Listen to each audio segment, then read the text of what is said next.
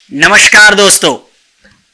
America Congress की speaker Nancy Pelosi को Taiwan की यात्रा को लेकर चीन और अमेरिका के बीच में घमासान मचा हुआ है।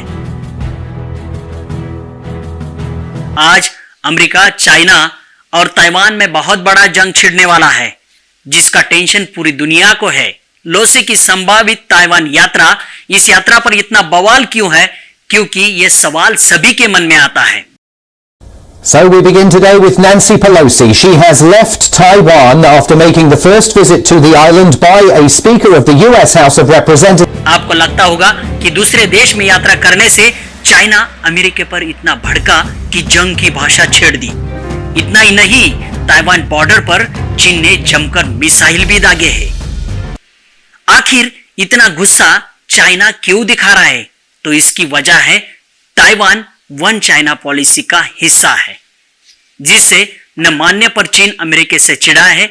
अमेरिका और चीन के बीच ताइवान अब टेंशन की नई वजह बनी है। इसका असर भारत पर ही पड़ने वाला है। ताइवान चीन की उस वन चाइना पॉलिसी का हिस्सा है, जिसकी वजह से अमेरिका ही नहीं, भारत पर भी मुसीबत आती रहती है। जानिए क्या है ये पॉलिसी, और अब अमेरिका के अलावा चीन भारत को ही चुनौती दे रहा है। चीन ने भारत को धमकी ही दी है। पूरी दुनिया की निगाह इस वक्त पूरे एशिया पर टिकी हुई है। एक और चीन है जो ताइवान को घेरेबंदी करके सैन्य का अभ्यास कर रहा है, तो दूसरी ओर खौफनाक ताइवान है जो ड्रैगन को ललकार रहा है। इन सभी का असर दुनिया पे पड़ने वाला है। चीन, अमेरिका और ताइवान में आखिर क्या चल रहा है, यही हम जानने वाले हैं इस वीडियो में। लेकिन आपको एक गुजारिश करता हूं कि आप हमारे चैनल पर नए हो तो हमारे चैनल को सब्सक्राइब, लाइक और शेयर करना ना भूलें, क्योंकि इतिहास के पन्ने जो छुपे हैं उसे हम अच्छी तरीके से आपके सामने लाने की कोशिश करते हैं। चीन की वास्तविक भूभाग के बहुत कम भाग में फैला है और महज कुछ द्वीपों से मिलकर बना है। चीन के मुख्य भूभाग पर स्थापित प्रशासन का आधिकारिक नाम जनवादी गणराज्य चीन है, और यही लगभग संपूर्ण चीन के अलावा तिब्बत, पूर्व तुर्किस्तान तथा अतिरिक्त मंगोलिया पर भी शासन करता है, तथा ताइवान पर भी चीन का अपना दावा करता है। लेकिन यह ताइवान नहीं मानता। चीन के प्राचीन इतिहास में ताइवान का उल्लेख बहुत ही कम मिलता है। फिर भी प्राप्त प्रमाणों के अनुसार यह ज्ञात होता है कि तांग राजवंश साल 618 साल 907 के समय में चीनी लोगों के मुख्य भूमि से निकलकर ताइवान में बसने लगे थे। आखिर ये तांग राजवंश क्या है? तांग राजवंश चीन का एक राजवंश था जिसका शासनकाल सन 618 से सन 907 ईस्वी सन तक चला। इससे पहले सुई राजवंश का जोर था, और इसके बाद चीन में 5 राजवंश और 10 राजवंशाही का नाम दौर आया। राजवंश की न्यूली नामक परिवार ने रखी, जिन्होंने सही साम्राज्य का पतन काल में सत्ता पर कब्जा कर लिया। इसका राजवंश के शासन में लगभग 15 साल तक अंतराल आया था, और जो 8 अक्टूबर 690 से 3 मार्च ईस्वी सन 705 तक चला, जिसमें दूसरे झू राजवंश की महारानी वो जुतिया ने कुछ समय के लिए राज सिंहासन पर नियंत्रण जमा लिया था। इस दौरान कुल्लाई खा के शासनकाल में 1263 और 1294 में निकट के पेस्काडोर्स द्वीपों पर नागरिक प्रशासन की पद्धति आरंभ हो गई थी। ताइवान उस समय तक अवश्य मंगोल से अछूता रहा। साल 1368 और साल 1644 के समय चीन में सत्ता का मिंग वंश के हाथ में थी। कुछ जापानी जलदस्युओं तथा निर्वासित और शरणार्थी चीनियों के ताइवान के एक तटीय प्रदेश पर वहीं से आदिवासियों का हटकर जो अपना होता है कि जबरदस्ती से अधिकार प्राप्त कर लिया। साल 1622 में व्यापारिक प्रतिस्पर्धा से प्रेरित होकर डंचो हॉलैंडवासियों ने पेस्काडोर्स पर अधिकार कर लिया। 2 बरस के बाद चीनियों ने डच लोगों के संधि से, जिसके अनुसार डच्चों ने उन द्वीपों पर हटकर अपना व्यापार केंद्र ताइवान बनाया, और ताइवान के दक्षिण पश्चिम भाग में फोर्ट जिलंडिया और फोर्ट प्रेवेंडिशिया, ये 2 स्थान निर्माण किए। धीरे धीरे राजनैतिक दावों से, पेचों से उन्होंने संपूर्ण द्वीप पर अपना अधिकार जो है दोस्तों जमा लिया था। यह था चीन का, मतलब ताइवान और चीन का जो इतिहास है ये पिछले इतिहास में आता है। 17वीं शताब्दी में चीन में मिंग वंश का पतन हुआ और मांचू लोगों ने चिंग वंश 1644 और 1912 में स्थापना की। पदच्युत मिंग वंशीय चेंग चांग क्विंग ने 1661 और 1662 में डंचो का हटकर ताइवान में अपना राज्य स्थापित किया और 1682 में माचो ने चेंग क्विंग के उत्तराधिकारियों से ताइवान भी छीन लिया। सन 1883 में और सन 1886 तक ताइवान फ्यूकियन के प्रदेश के प्रशासन में था और साल 1886 में उस एक प्रदेश के रूप में मान्यता मिल गई। इसके बाद चीन प्रशासन और उसे ज्यादा ध्यान देने लगा। साल 1895 में चीन जापान का युद्ध हुआ और इस युद्ध के बाद ताइवान पर जापानियों ने अपना रोक जमा लिया। अपना झंडा जो है उसमें जापानी लोगों ने उसे गाड़ दिया था, लेकिन द्वीपवासियों को जापानी द्वारा शासन मान्यता नहीं थी और ताइवान के गणराज्य के लिए वो हमेशा संघर्ष कर। दूसरे विश्व युद्ध के समय जापान ने वहां अपने प्रसार के लिए उद्योगीकरण की योजनाएं चलाने का आरंभ किया। इनके युद्ध की भीषणता बहुत कुछ समाप्त कर दिया था।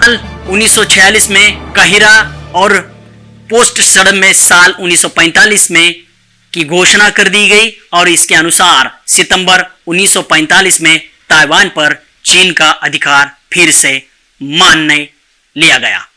चीनी अधिकारियों के दुर्व्यवहार से द्वीपवासियों में सर्वसमावेशक चिढ़ उत्पन्न हुई थी, जिन लाभ के लिए कुछ प्रशासनिक सुधार अवश्य लागू किए गए थे। इधर चीन में साम्यवादी आंदोलन यशस्वी होने जा रहा था और उधर तत्कालीन राष्ट्रपति चांग काई शेक को आखिरकार अपनी नेशनलिस्ट सेनाओं के साथ भागकर ताइवान जाना पड़ा और साल 8 दिसंबर 1949 में चीनी नेशनलिटी सरकार का स्थानांतरण हुआ। साल 1951 के सेना फ्रांसिस की संधि के अंतर्गत जापान ने ताइवान से अपने सारे करार की समाप्ति की घोषणा कर दी। दूसरे ही वर्ष ताइपी में चीन जापान का संधि वार्ता हुई, लेकिन तभी भी ताइवान पर चीन का नियंत्रण का स्पष्ट संकेत नहीं किया गया था। यह था चाइना और ताइवान का इतिहास। आज जो खबर आ रही है वो खबर है ताइवान, चीन और अमेरिका की। उसकी वजह क्या है, जिसमें अमेरिका का क्या संबंध है, यही हम जानेंगे और आगे जरूरत पड़ी तो ताइवान की बलपूर्वक मुख्य भूमि का हिस्सा है बनाया गया था। ताइवान को लेकर अमेरिका रूस से, चीन से भी नाराज था और द्वीप के चारों ओर समंदर और आसमान में अब तक की सबसे बड़ी वॉर ड्रिल कर रहा था। वही ताइवान ने कह दिया था कि वो चीन के साथ युद्ध नहीं चाहता, लेकिन इसकी तैयारी शुरू कर दी है। आखिर चीन और ताइवान में दुश्मनी क्यों है और ये अमेरिका उनके मुद्दे में कहां शामिल होता है, ये हमको जानना पड़ेगा। ताइवान का आधिकारिक नाम रिपब्लिकन ऑफ चाइना है, जबकि 100 साल पहले चीन वाली मुख्य भूमिका इसे नाम से जाना जाता था। चीन में 1911 में चिनाई क्रांति हुई थी। इसके चलते ही चिंग वंश ने सत्ता से बेदखल हो गया था। इसके बाद राष्ट्रवादी कम्युनिस्ट पार्टी से, जिसे कोमिंतांग पार्टी भी कहा जाता है, और कम्युनिस्ट पार्टी अस्तित्व में आ गई थी। दोनों में संघर्ष हुआ। लोकतंत्र की वकालत करने वाली कोमिंतांग पार्टी की सरकार बन गई। इसके शासन काल में चीन का आधिकारिक नाम रिपब्लिकन ऑफ चाइना भी पड़ गया था। ताइवान को लगता है कि ये एक दिन पूरा चीन उसका होगा।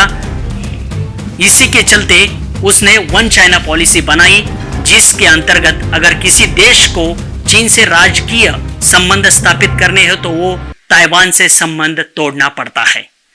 एक बड़े हिस्से में कम्युनिस्ट का कब्जा होने के बाद दशकों तक अमेरिका ने पीपल्स रिपब्लिकन ऑफ चाइना को मान्यता नहीं दी थी और ताइवान के साथ अपने संबंध रखे हुए थे।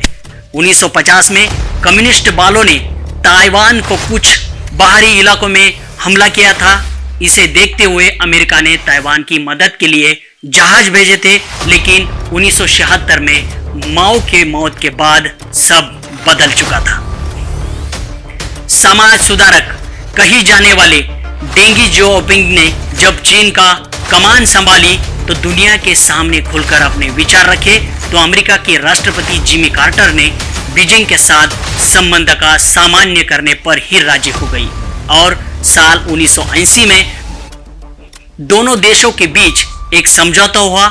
इसके समझौते के मुताबिक कार्टर प्रशासन वन चाइना पॉलिसी मानने का सहमत हो गया, जिसका हिस्सा ताइवान भी था। और कार्टर के फैसले पर अमेरिका ने कांग्रेस ने एक कानून पास किया, जिससे कहा गया कि अमेरिका ताइवान को खुद की रक्षा करने के लिए हथियार की सप्लाई करेगा। तब से किसी न किसी बहाने अमेरिका ताइवान से अनौपचारिक संबंध बनाए रखता है, जो चीन के लिए किरकिरी का काम करता है। और यही वजह है पूरे ये जो युद्ध होता है, मतलब जब भी अभी ये चालू है ट्रेडिंग में, कि चीन और अमेरिका दोनों के आमने सामने आए हैं, उसकी वजह ही है ताइवान। तो ये पूरी स्टोरी आपको समझ में आई होगी। अमेरिका के हाउस के स्पीकर नैन्सी पेलोसी ने अभी ताइवान की यात्रा करी है और यही वजह जो है अभी बन गई है चाइना के सामने। ये चाइना नहीं चाहता है कि वो कोई यात्रा करे अमेरिका का अधिकारी, और इसकी वजह से भारत में भी इसका प्रभाव पड़ने वाला है, क्योंकि चीन ने भारत को भी धमकी दी है कि चीन ने कहा है कि आप जरा इनसे दूर रहिए, नहीं तो सब कुछ बर्बाद हो जाएगा। उनकी यात्रा से पहले ही वह अमेरिका को अंजुम भुगतान के लिए चेता रहा था, लेकिन नेसो पॉलिसी की वर्षों से मानवाधिकार का उल्लंघन को लेकर चीन को घेरती आ रही है। कई बार वो चीन के खिलाफ बयान दे चुकी है। वही ताइवान में उस किसी भी देश की दखलंदाजी बर्दाश्त नहीं करता। यही वजह है कि चीन तलक तेवर दिखा रहा है। परिणाम स्वरूप चीन ताइवान के चारों ओर समंदर है और असामान्य में अब तक से सबसे बड़ा युद्ध अभ्यास कर रहा है। इतना ही नहीं, चाइना ने अभी क्या किया है, मिसाइल भी दागना शुरू कर दिया है। चाइना अपना रोग दिखा रहा है अमेरिका पर या ताइवान पर या पूरी दुनिया को भी दिखा रहा है हम क्या है, हम क्या करेंगे। तो दोस्तों, ये पूरी घटनाक्रम था। हमने आपको इतिहास भी बताया क्या था चाइना, अमेरिका और ताइवान के बीच में आखिरकार ये आमने सामने क्यों आए हैं, तो इसकी पूरी वजह इस पूरे वीडियो में दी है। और इस घटनाक्रम में आपने जान लिया इस वीडियो में चाइना, अमेरिका और ताइवान, उसमें बीच भारत का क्या ताल्लुक है। भारत को दूर रहने को बोला गया है, क्योंकि चीन नहीं चाहता कि भारत अमेरिका का इस बारे में सहायता करे। और पूरी एशिया में इसका टेंशन लगा हुआ है कि ताइवान और चीन में धूस-फूस ना हो या कोई ऐसी घटना ना घटे कि जिसकी वजह पूरी दुनिया को भुगतना पड़े। दोस्तों, ये वीडियो आपको अच्छा लगता है तो हमारे इस चैनल को सब्सक्राइब और लाइक जरूर करना, क्योंकि इतिहास के पन्ने हमारे चैनल पर हम आपको लेके जाएंगे और इतिहास में क्या हुआ है ये भी बताने की कोशिश करेंगे। धन्यवाद दोस्तों, जय हिंद।